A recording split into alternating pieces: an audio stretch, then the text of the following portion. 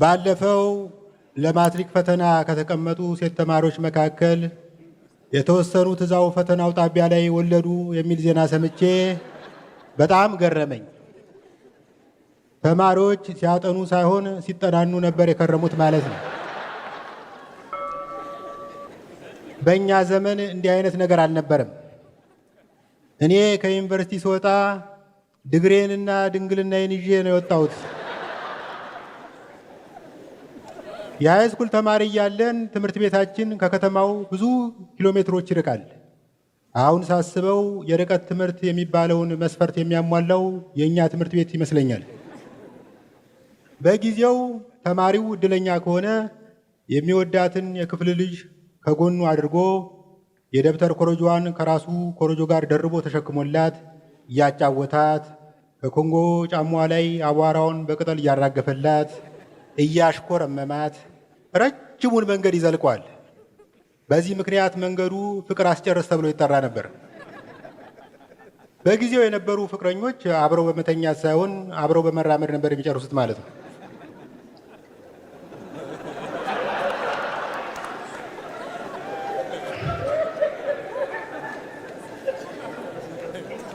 እኔ እንዲህ አይነት እድል አልገጠመኝም። ከቤት የተነስቼ ከማዳበሪያ ገበር ላስቲክ የተሰራ ኮረጆን አዝዬ ለብቻዬ መንገዱን ጀልጠዋለሁ። በላስቲክ ኮረጆ ውስጥ ቢያንስ 10 ደብተር፣ 5 መጽሐፍና ለሰልፍ ዲፌንስ የሚሆን የወፍጮ ልጅ የሚያክል ድንጋይ ይኖራል እና መንገዱ ለእኔ ፍቅር አስጨርስ ሳይሆን ትዕግስት አስጨርስ ነበር ማለት ይቻላል።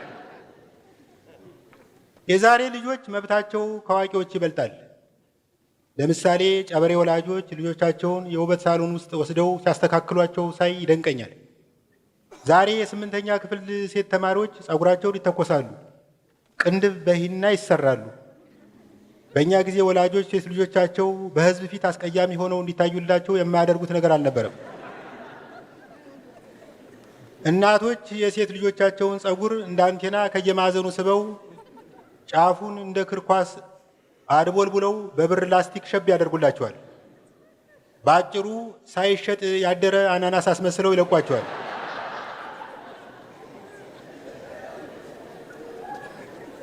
ሴቶች ልጆች የወላጆቻቸውን እርምጃ ለመቀልበስ የተቻላቸውን ያህል ይጣጣራሉ። ከትምህርት ቤት ሲመለሱ እግረ መንገዳቸውን ያገኙትን ማንኛውንም አይነት አበባ ቀንጥሰው የፀጉራቸው ጉልላት ላይ ይሰኩታል። በዚህ አይነት ያልተለኮሰ ደመራ መስለው ወደ ቤታቸው ሲመለሱ እናቶች ወይ ጉድ ቆላሽ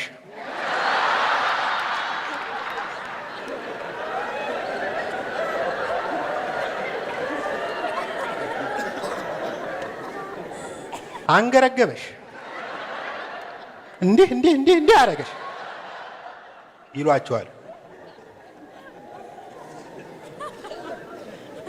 እኔ እስከ ጉርምስና ዘመኔ የፀጉር ቅባት የሚባል አላውቅም። በእርግጥ ቅቤ ቀባ ነበር። እንዲያውም ማዘር ከሱቅ 4 ኪሎ ቅቤ ገዝታ ባልዲው ሲሞላባት ነጋዴውን ምራቂውን ቅቤ ልጄ ራስ ላይ አስቀምጠው ትለው ነበር። እውነት ለመናገር በልጅነቴ ከበላሁት ይልቅ የተቀባሁት ቅቤ ይበልጣል። እንዲያውም ልብ ብላችሁ ከሆነ የእኔ ትውልድ ልጆች የጫጨ ሰውነትና ግብዳ አናት ይዘን ታብሌት የተሸከመ ሰልፊ ስቲክ የምንመስለው አለ ምክንያት አይደለም። አናታችን ከሌላው ሰውነታችን ተነጥሎ ቅቤ እየተመገበ ስላደገ ነው። እናቴ ፀጉሬ ሲያድግ በቤሳ መላጭ ትላጨኝ ነበር። ለነገሩ በየወሩ መጀመሪያ ላይ የማይላጭ ተማሪ አልነበረም። ምድረ መላጣ ብላቴና በየአግዳሚ ወንበር እንሰደርና የመማሪያ ክፍላችንን የቅል ሙዚየም እናስመስለዋለን። ዘርዘር አድርጌ ላቅርበው። እናቴ በእግሮቿ መሃል አጣብቃት ይዘኝና 3 አይን ባለው ቤሳ መላጭ ትላጨኛለች። ፍጥነቷ ደግሞ አንድ ባሪያ ስላሴ የተፈጠረ ሰው ፀጉር የምትሸልት ሳይሆን የእድር ድንች የምትልጥ ነው የሚመስለው።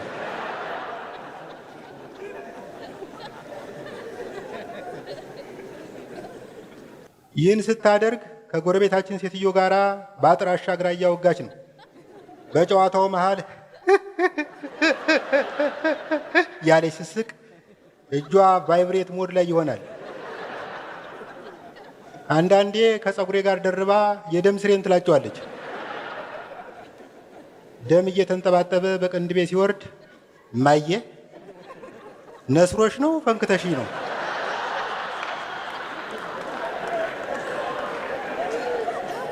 ሌላ ትፈልግና ትወዋለሁ። ከዚያ ፎረፎር እንዳይደርስብኝ ግራዋ ትቀባኝና አንተ ሰው በረንዳው ላይ ቁጭ ብለህ መላጣህን አናፍሰው ትልና ታዘኛለች። ከዛ አዲስ የፈረንጅ እንቁላል መስዬ በረንዳው ላይ ይጎለታለሁ። በበረንዳችን ፊት ለፊት የእግረኛ መንገድ አለ እና በዚያ በኩል የሚያልፉ ጎረምሶች ድንገት ሲያዩኝ እንዴ ትኩስ መላጣ ይሉና ጧ። ድምፁን በትክክል የገለጽኩት አይመስለኝም። ምን ብዬ ላስረዳችሁ? በምራቅ የለዘበ መዳፍና ግራዋ የተቀባ መላጣ ሲገናኝ የሚያወጣው ድምፅ የቡሄን ጅራፍ ያስንቃል። በጊዜው ከትኩስ መላጣ በረከት የማይቃመስ የማህበረሰብ ክፍል ትዝ አይለኝም። እንዲያውም የመንደራችን አይነ ስውር የኔ ቢጤ በቤታችን በር ሲያልፍ ግራዋ ይሸተኛል። የተላጨ ሰው አለን የዚህ ግድም ሲል እኔ ወደ ኋላ እያፈገፈኩ የታጠበን ስራ ሸቶህ ነው አያ።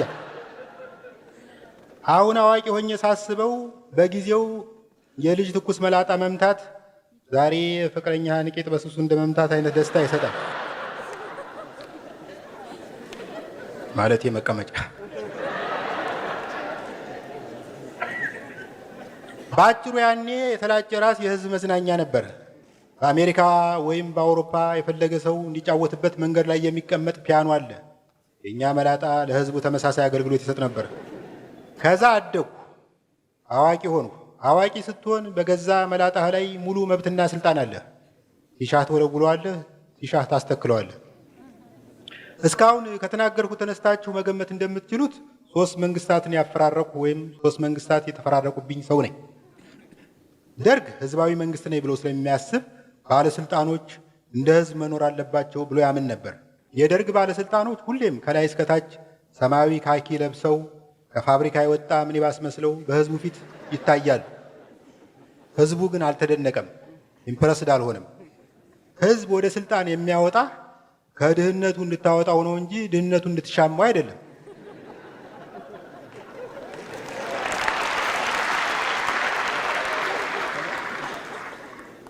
በጊዜው ጠቅላይ ሚኒስትር የነበረው ፍቅረ ስላሴ ወግደረስ ግን የሆነ ሀብታም ዘመድ ስለነበረው በ6 ወር አንድ ጊዜ ሸሚዝና ከራባት በካኪው ላይ ነስነስ ያደርግበታል እና ህዝቡ ምን ይል ነበር?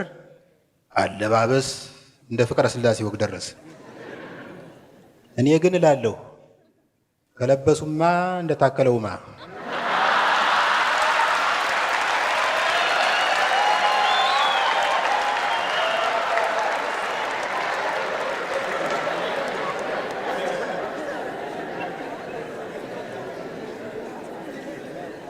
እኔ በግሌ ዘናጭ ለመሆን ባልታደልም ለሚዘንጡ ሰዎች ግብዓት ሆኜ አገልግያለሁ። እዚህ ላይ አንድ ነገር ትዝ አለኝ።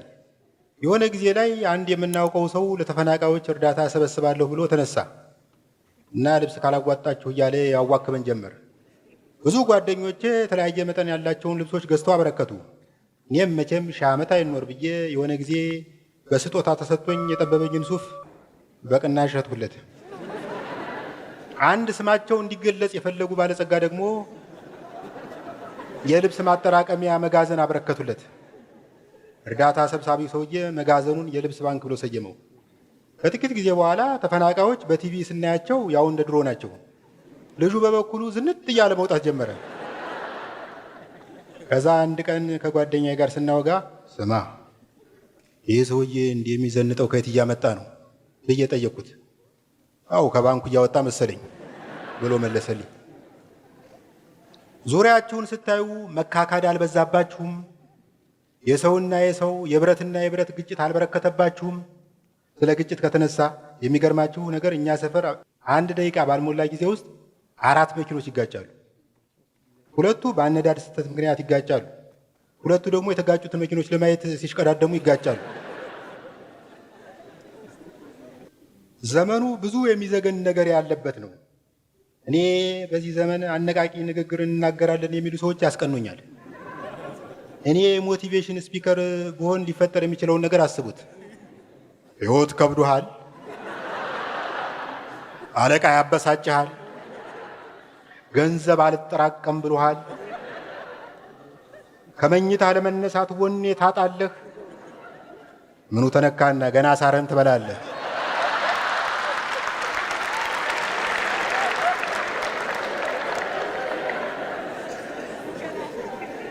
የማማረረውን ያክል አንዳንዴ እዝናናበታለሁ ብዬ የማልጠብቀው ቦታ እዝናናለሁ። ለምሳሌ ባለፈው 6 ኪሎ የሚገኝ የሆነ ካፌ ገባሁ። አስተናጋጅ፣ አቤት፣ ጁስ አለ? አለ። ፍሬሽ ነው? የለም፣ ተመራቂ ነው።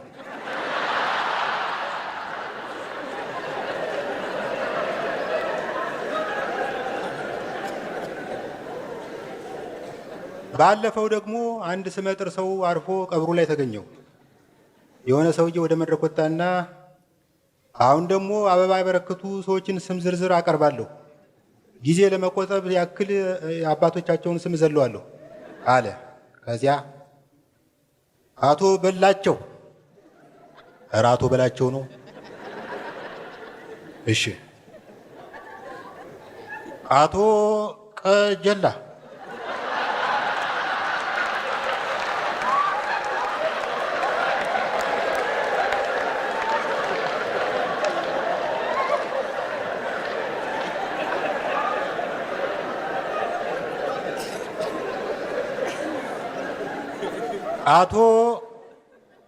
አቶ ሸምሱ እምሱ።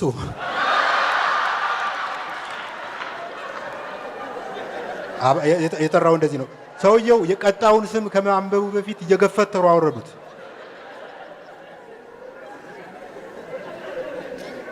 አልፎ አልፎ ከጓደኞቼ ጋር ክለብ እወጣለሁ እና ታታሪ ጨፋሪዎች እንደምታውቁት አዲስ አበባ ውስጥ አሪፍ አሪፍ ክለቦች በቅርብ ርቀት የተከማቹ ናቸው።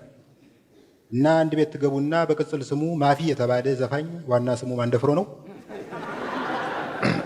ሲዘፍን ትሰማላችሁ። ከዛ እስቲ ሌላ ቦታ እንለውጥ ትሉና ሂሳብ ከፍላችሁ ቀጣዩ ቤት ትሄዳላችሁ። ማንደፍሮ የተባለው ዘፋኝ በጓሮ በኩል ወጥቶ ቀድሟችሁ አዲሱ ቤት ደግሞ ሲዘፍን ትሰሙታላችሁ። አንድ ምሽት ከጓደኛዬ ጋር ወደ አንድ ክለብ ጎራል። የሆነ በሰፊ ሱሪ ውስጥ የተጠለለ ቀጭን ዘፋኝ በባሊ ላይ የተተከለ ችግኝ የሚመስል እናት ያረገመኝ አባት አረገመኝ ብቻዬን መኝታ ምነው ደጋገመኝ እያለ ይዘፍናል። እናትና አባቱ ካረገሙት እንዴት እንዲህ ያለ ድምፅ ሊሸከም ቻለ?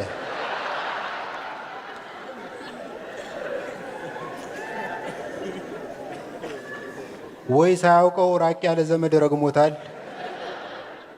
ለነገሩ የተረገምነው እኛ ነን።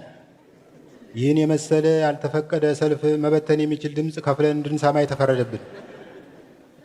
ዋናው ዘፈን የይርዳው ጤናው መሆኑ ትዝ አለኝ። ይርዳው ጤናው ይህን ሳይ እንኳን በደህናው ጊዜ ከሀገር ወጣ።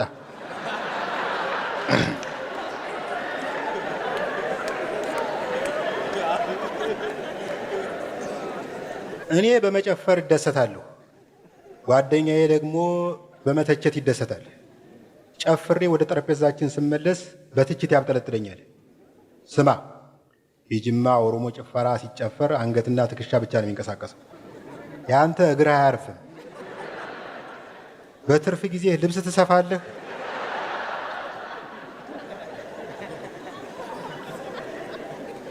ትንሽ ቆይቶ ኧረ በእናትህ አሁን የጨፈርከው ጉራጌኛ መሆኑ ነው? ስትፈናጠር እኮ ጉንዳን የበላው ገበሬ ነው ትመስለው። ጉራጌ ክልል ካልሆንኩ የሚለው ባህሉን እንዲህ ካለ ብክለት ለመጠበቅ መሆን አለበት። ከዛ ደግሞ ትክክለኛ ምንጃርኛ ለመጨፈር ከፈለክ አቋቋምህን ለሪጎሪ እንደተዘጋጀ በረኛ መሆን አለበት። አንተ ግን ያመለጠ ዶሮ ለመያዝ የምትሰናዳ ነው የሚመስለው። ከጥቂት ጊዜ በኋላ አንድ ዘፋኝ ክራር አንግቦ ወጥቶ ትግርኛ መዝፈን ጀመረ። ክራሩ ሚያው ሚያው ሚያው ሚያው ማለት ሲጀምር ትግርኛ ተናጋሪ ጨፋሪዎች ግልብጥ ብለው ወጡ። ቀጥሎ ደግሞ ትግርኛ የማይናገረው በብሔር ብሔረሰቦች እኩልነት አምናለሁ የሚለው፣ በዘረኝነት እንዳይጠረጠር የሚፈልገው፣ የሆነ ጊዜ ጎረቤቱን ጁንታ እያለ በመሳደቡ ጸጸት ያንገበገበው ወጣና ክብ ሰርቶ ይተራመስ ጀመር። 5 ደቂቃ፣ 10 ደቂቃ፣ 20 ደቂቃ፣ 30 ደቂቃ። ሰውየው መድረኩን ሊፋታው ነው። ክራሩ በድብደባ ብዛት ብትስትስ ብሎ አንድ ክር እስኪቀረው ድረስ መዝፈን ቀጠለ። ዘፋኙ ሳያስበው በክራርና በማሲንቆ መሃል ሊመደብ የሚችል ክራሲንቆ የተባለ መሳሪያ ፈበረከ። በጭፈራ ሲያጅብ የነበረው ሰው ሁሉ አሁን ወደ የጠረጴዛው አፈግፍጎ ሰውየው እስኪጨርስ ድረስ በተሟጠጠ ትዕግስት መጠባበቅ ጀመረ። እኔ ቢቸግረኝ ጓደኛዬን ይህ ነገር ትንሽ አልረዘመም ስለው በአስቸኳይ ጊዜ አዋጁ ተከልክለው ስለነበር አሁን ለማካካስ ነው።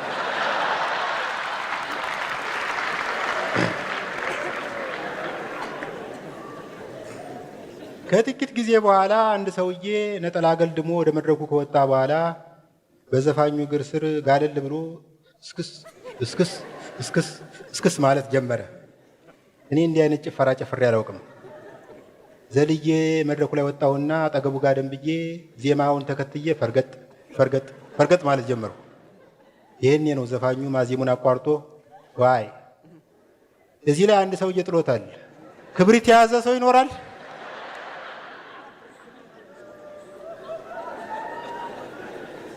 ከምሽቱ 9 ሰዓት አካባቢ ከጓደኛዬ ጋር ከክለብ ወጣን።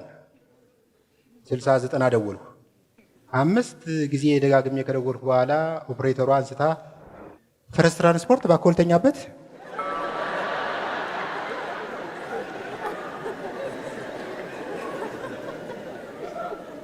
ብዙም ሳይቆይ ከሩቅ 4 ኩንታኩንቴን የሚያካክሉ ሰዎች ሲመጡ አየን። ጓደኛዬ ለማንኛውም መዘጋጀቱ አይከፋም አለና ከጃኬቱ ስር ይህን የሚያክል መሽለቅ አድርጎ አወጣ። እኔ አይኔን እያጨናበስኩ አጅሬ የሰልፍ ዲፌንስ ቆመጥ ይዛል ስለው ዋየርለስ ማይክ ነው ባክህ፣ በዚህ ሞቅ አድርጌ ካልጮህ ህዝብ አይደርስልን። አመሰግናለሁ።